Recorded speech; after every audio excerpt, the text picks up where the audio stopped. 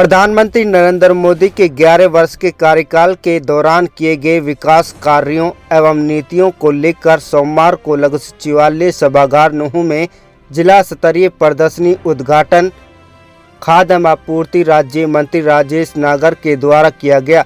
इससे पूर्व उन्होंने झीरकमल कार्यालय में कार्यकर्ताओं से भी मुलाकात की।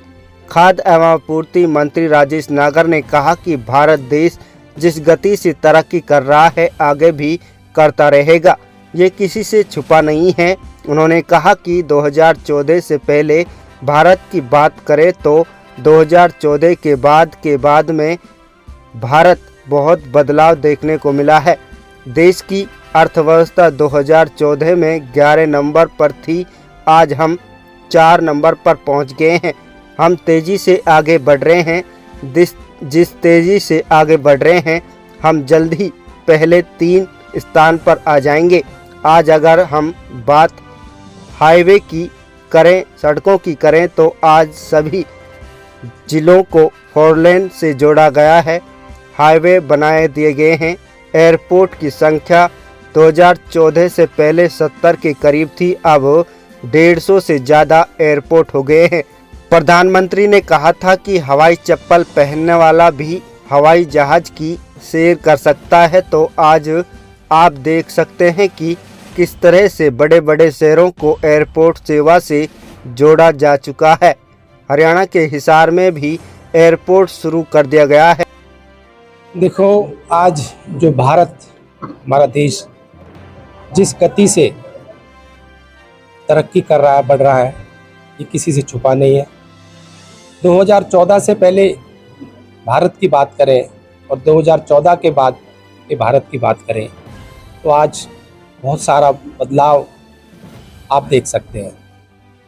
अर्थव्यवस्था जब 2014 में हमारी सरकार बनी भारत की, हम 11वें स्थान पर थे और आज की बात करें हम 4थे स्थान पर आ गए हैं। जिस गति से, जिस तेज़ी से हम बढ़ रहे हैं, हम जल्दी पहले 3 स्थान पे आ जाएंगे। और आज अगर हम बात करें हाईवेज़ की, सड़कों की, तो आज सभी जिलों को हमारे देश के 4 लेन से जोड़ दिया गया है। हाईवेज़ जो पहले 10-15 किलोमीटर की एवरेज आती थी, आज 30 से ज़्यादा किलोमीटर की एवरेज आ रही है। एयरपोर्ट की बात करें, 2014 से पहले भारत में 70-72 एयरपोर्ट होते थे और इन 11 सालों में 150 से ज़्यादा, मतलब 80 से ज़्यादा एयरपोर्ट हमारे पूरे भारत में हो गए हैं। जो हमारे प्रधानमंत्री जी ने कहा था कि हवाई चप्पल पहनने वाला भी हवाई जहाज की सैर कर सकता है, तो आज आप देख सकते हैं किस तरह से बड़े बड़े सिटीज़ को, बड़े बड़े टाउन को कई नए रूट जो हमारे बने हैं एयरपोर्ट जुड़ने के बाद। हमारे हरियाणा में भी पहला एयरपोर्ट हिसार से चालू हुआ। अगर हम बात करें महिलाओं की, जो आरक्षण हमारे प्रधानमंत्री जी ने लोकसभा में 33% का और विधानसभा में 33% का दिया, उज्ज्वला योजना के तहत 10 करोड़ से ज़्यादा महिलाओं को गैस के कनेक्शन, गैस के चूल्हे दिए गए और सिलेंडर की जो कीमत है वो भी 500 रुपये में हमारे गरीब परिवार के लोगों को हम दे रहे हैं। इस तरह से और भी बात करें, खिलाड़ियों की बात करें, 2014 से पहले जो हमारे खिलाड़ी थे, अगर आप मेडल की टैली देखेंगे और आज की जो टैली देखेंगे, किस तरह से हमारे कॉमनवेल्थ गेम की बात करें, ओलंपिक्स की बात करें, चाहे हम वर्ल्ड मीट की बात करें, पैरा ओलंपिक्स की बात करें, एशियन गेम की बात करें, आज खिलाड़ी हमारे देश के लिए जो मेडल जीत कर ला रहे हैं पहले के मुकाबले बहुत ज़्यादा है आज। और हमारे युवाओं के साथ साथ जो हमारे गरीब परिवार के लोग हैं, जो एक प्रधानमंत्री जी ने कहा है कि गरीब परिवार का जो भी आखिरी पंक्ति में जो व्यक्ति खड़ा है उसको भी सारी सुख सुविधाएं मिलें, सारे लाभ मिलें, जिससे वो भी अपने जीवन को आगे बढ़ा सके और जो उनको लाभ जो मिलने हैं उनको सारे लाभ मिले। नहीं, कोई काटना गलत का कोई वो नहीं काटे गए राशन कार्ड।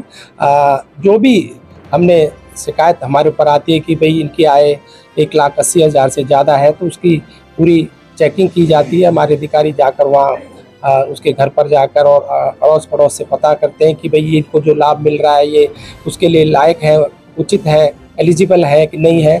अगर कोई एलिजिबल नहीं है तो किसी दूसरे का हक भी नहीं मारना चाहिए। तो इसी के तहत जो भी हमारे पास शिकायतें आई तो कुछ कार्ड कम हुए। आपने रिमांड की बात की कि आज आम आदमी रिमांड पे उठ जाता है, लेकिन पिछले कुछ दिन डॉक्टर प्रेस की खबरें सामने आ रही हैं, इसको कैसे देखें?